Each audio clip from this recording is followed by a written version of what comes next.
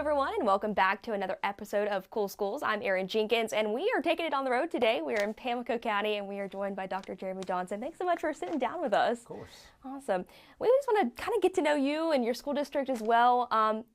Kick us off. What makes Pamlico County so unique here for you guys? Well, I mean, we're the only public school system in the county. Yeah. And when I say that, we only have one high school, one middle school, one elementary school, one primary school. So we are unique in that sense. Pamlico County is not a big place population-wise. I think there are around 13,000 citizens. We have a little over 1,000 students K-12 in our district. But what really makes that special to me and unique is that I feel like we are big enough where we are able to give our students a variety of opportunities to help them learn and grow, but we're also small enough that no one gets lost in the shuffle. And so that's really sort of a sweet spot that it's definitely a benefit of living in a small rural place. Yeah, kind of that hometown, small community Absolutely. feel. Yes, ma'am. I love that. And when you guys think about growth, you guys have a lot going on, but how do you kind of keep that small town identity and small town school district feel, but also pushing for growth at the same time? Well, we want to never forget who we are and what our mission is. You know, our mission is to foster growth, instill confidence, and empower every learner. And probably the most important part of that mission statement is the every learner part. We don't want to forget that. You know, that is what makes us unique and special. You know, I worked for the first 7 years of my career in Guilford County schools. We have 70,000 students. Yeah. And so moved here in 2005. I was teaching at the high school. You know, we moved here after my wife and I, our first child was born. He was 1 year old when we made the move. She's from Pamlico County.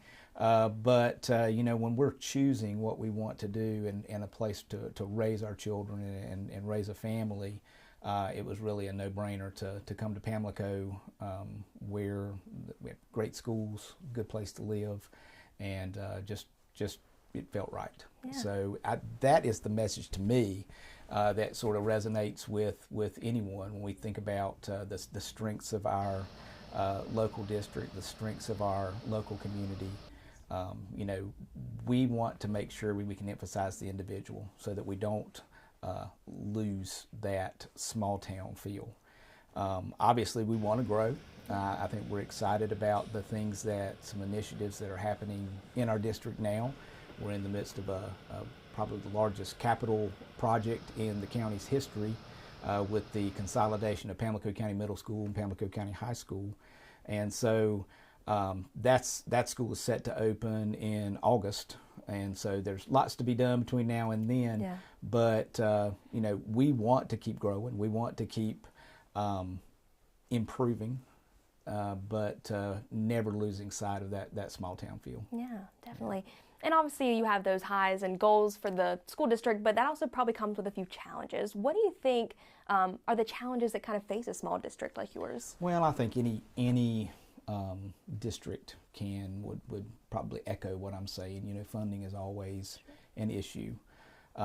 Everyone knows everything is more expensive now. Yeah. And when funding doesn't necessarily keep up with inflation, so to speak, it puts a burden on things. It's a challenge.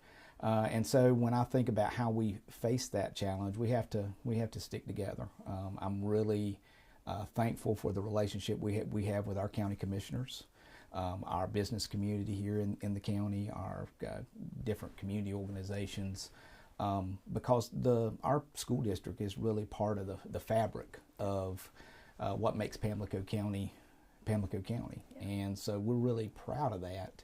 And you know, although challenges are going to arise, we're going to face those challenges together. And so we're thankful for the partnerships that we have. Yeah, kind of turning those challenges into opportunities. Absolutely. Probably. Yeah, I mean, if I've learned anything living here over the past 20 years, is that our county and our school district in particular is very resilient. You know, in 2011, I think Hurricane Irene came to Pamlico County. I was an assistant principal at our middle school at that time. We were flooded out of the school, And so we had to stick together. And so we had the 3 grades at the school. 6th grade went to the primary school. 7th grade went to our elementary school. The 8th grade went to the high school. And we did that for 8 months. And so that was a tough experience. It was hard, but we came through that, I think, stronger, because the strength of our district is our people, and they really pulled us through. Fast forward 7 years from that, Hurricane Florence came in, same thing. We were flooded again. And so it was, again, we leaned on the resilience of this community to see us through that. And so now we are thankfully moving into a facility that should be out of the floodplain. And so we're very excited about that. But the lessons learned from hurricanes, the lessons learned from just a flood, as horrible as it was, I really think it showed us that we come together as a community when we need to. From a small town myself, I kind of like that feel that you guys have. So Yes, it's small town feel. Awesome, good stuff. We're going to take our first break, but we'll be back with Dr. Johnson right after the break. Stay with us.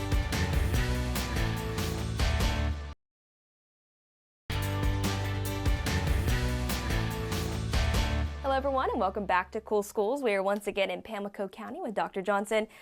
We've left off talking a little bit about challenges. One thing that I think sticks out just in the entire state of North Carolina right now is school vouchers and school choice that could be pulling, public school students away from the public school system. Do you guys see that kind of impacting you here? Well, it definitely impacts us. Sure. And that's something that we're having to adapt to. Sure. It's not something that we need to just wring our hands about, because what I want our community to know, and certainly we have private school in our community, a charter school in our community, but ultimately Pamlico County Schools serves our whole community. And so I'm actively looking for ways that we can do that, because at the end of the day, what we want to have happen is for the children of this county to be empowered to do anything they want to in life. Now, obviously, I think that Pamlico County Schools is a great choice, and that's our job, is to make sure that we're getting that out there. But I'm thankful that parents have the opportunity to choose, and what I want them to be able to do is to make an informed choice and understand that Pamlico County Schools offers children a fantastic education with just a world of opportunities. Yeah, talking about that fantastic education, what are some of the opportunities you give to your students, whether it's in the classroom or extracurricular? What do you guys have going on? Well, we have a number of extracurricular activities, and obviously when we think about a lot of that, we think about what's happening at the high school level. We have a great career and technical education program, and when we think about public schools and how they've changed over time, I think that some of the positive changes that have come about are some of the emphasis that we're putting on career and technical education. I'm a product of CTE. Yeah. I'm a product of public schools. I was a high school agriculture teacher for 13 years. So I believe in it. But just the change that I've seen in career and technical education over the past 28 years that I've been in public education, the emphasis on industry credentials. There's always been an emphasis on relevance, but letting students take an industry recognized credential with them from high school out into the workplace is an amazing opportunity for our students, and I'm thankful that Pamlico County Schools were able to offer that. Yeah. We have a number of students who are dually enrolled. They're earning college credit right now at the same time that they're earning their high school diploma. That is an opportunity, again, that hasn't always been the case, and so we want parents to know about those opportunities. But as far as the extracurricular activities as well, some of our CTE student organizations, FFA, Skills USA, those are great personal development, leadership development organizations that really impact our students. We have an award-winning NJROTC program. We have just a number of clubs and a full slate of athletic opportunities for our students. So it's really, you're going to get the academic piece. We want the academics to be as top tier as we possibly can get them, but we also want to be sure that we're giving students an opportunity to learn and grow individually by participating in team sports, by participating in these organizations, developing the skills that employers are looking for. So those are some things happening, but we also, we have really award-winning organizations like I'm speaking about at our middle school. Awesome. And so we really want that durable skill or employability skill development starting in elementary and going throughout, so that students have an opportunity to develop skills that are going to serve them well for the rest of their lives, whether it's in the workplace, in college, wherever their paths may take them. Yeah, kind of that well-rounded student. Absolutely. Feels like. That's what we're after, and that's what we want. We want our students to be able to tackle anything. That well-rounded education is really our calling card. That's what I want us to be known for. Because at the end of the day, the high school diploma is not the end, that's the beginning. But a college education isn't the end game either. It's where will you go in life and be happy, to be employed, to support your family, to do the things that you need to do. So that's something that I really feel strongly about, and we just want to make sure every kid has that opportunity, regardless of their background, where they come from. We want to know where they're going is going to be something that'll lead to their success. A small town can't hold them back. You have opened up the big world to them. Absolutely, and it's that's something I'm very passionate about. It should not be their chance and opportunity should not be dictated by their zip code. It should be really the sky's the limit, and that's what we really want to put out there. I had the opportunity to attend a State Board of Education meeting back in November. We were asked to come up and participate because our advanced placement program at our high school had really shown a lot of success. And so one of the things that that struck me as I was participating in this meeting, there was a press conference, and I sat alongside superintendents from 3 other school districts. Charlotte-Mecklenburg was right beside me. Pitt County Schools were on the other side. Pitt County has 24,000 students. Charlotte-Mecklenburg has 140,000 students. We have 1,000 students, but our students were performing at a level that was on par or even exceeding these large districts, and that just really spoke to me then. And I tell that story to whoever will listen, because our students are capable of great things. It is our job to give them the opportunity, and so I'm really excited about that. That's awesome. Sounds like you guys are doing just that. Yes, ma'am. Awesome. Thank you so much. We'll be back after another break. We'll be back with Dr. Johnson.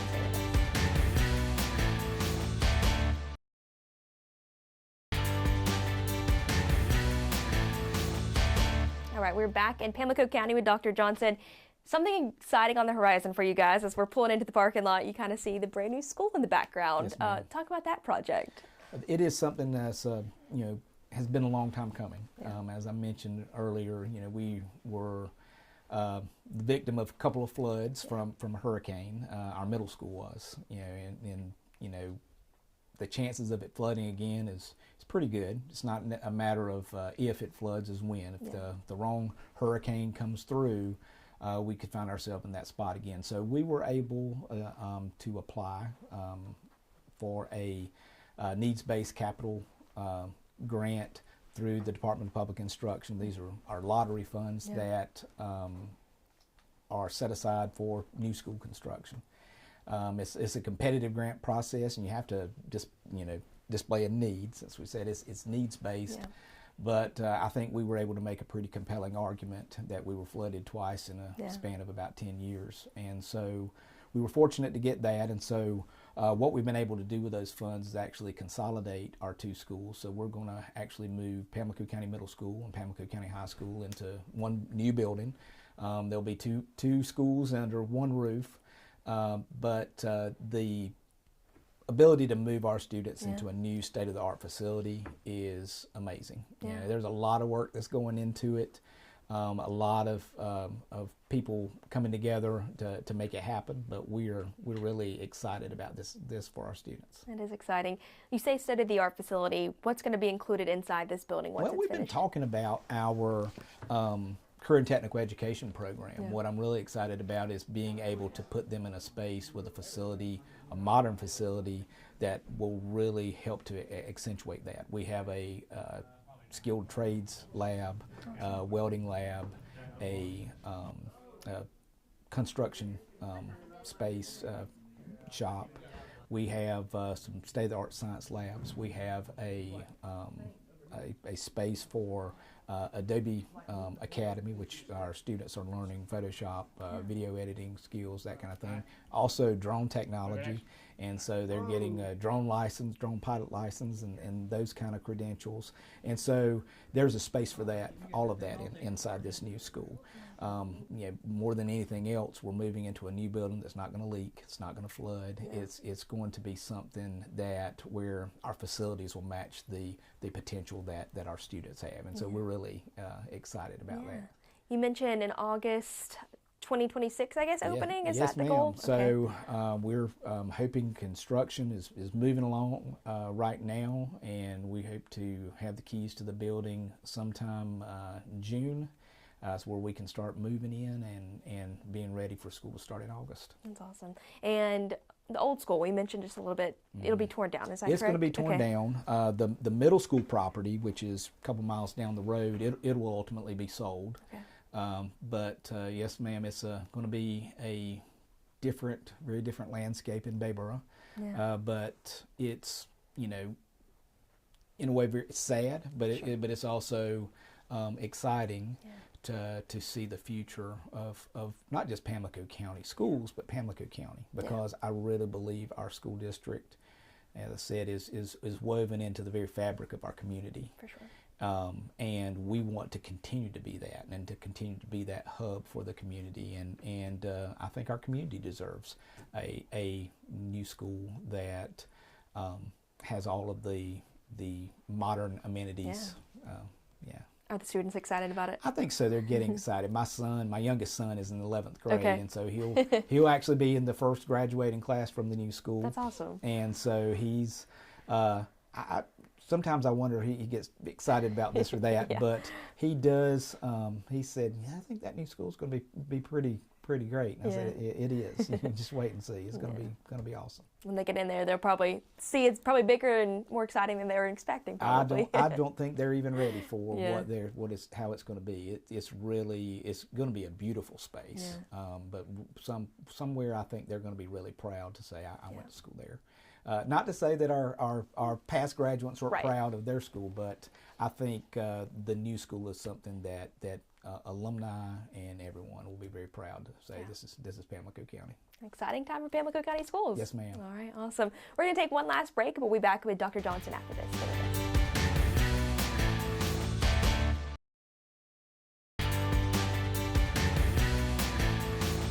Welcome back. We're wrapping up our conversation with Dr. Johnson.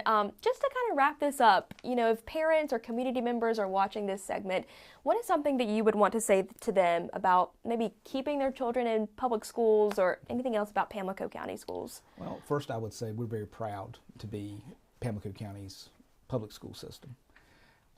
We don't take that responsibility lightly. And I would say to any parent, and really I hope they understand I'm speaking not just as superintendent, but speaking as a parent of two children who, like I said, we moved here in 2005. My oldest went through from kindergarten through 12th grade. He's a senior at NC State right now. I'm very proud of him, but I'm proud of the fact that he is a product of this school system. And I would say if you're thinking about where your child should go to school, obviously the thing that goes through your mind, what's going to be the best fit for my kid? I hope you'll give us a chance. Just check it out. Come see us, because we have a lot of great things happening, and we want what they want.